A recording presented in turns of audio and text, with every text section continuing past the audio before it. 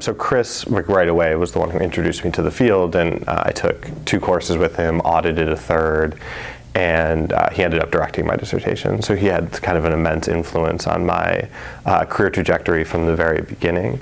But then I also worked really closely with Beth Britt, so I took an early class with her on the rhetoric of domestic violence.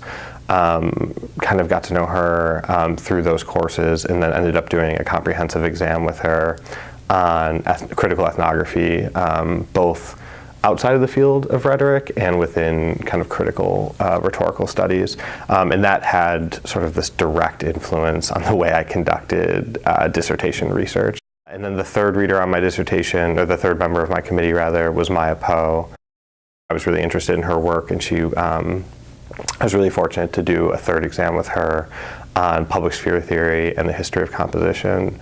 And my work with Maya, both in a seminar I took with her on literacy in crisis and my exam work, kind of culminated in an article I wrote for College English. It came out last May. And even though they weren't on my committee, like Neil Lerner was the director of the writing program, and I had the opportunity to serve as his assistant director, which really kind of introduced me quickly to the work that goes into running and sustaining a writing program, which is kind of vital to the work that I plan to do in the future as someone who has ambitions to do administrative work.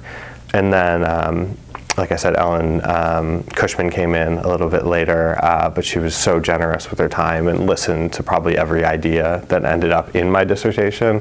Was at one point just a conversation Ellen and I had in her office in the weeks kind of leading up to it. So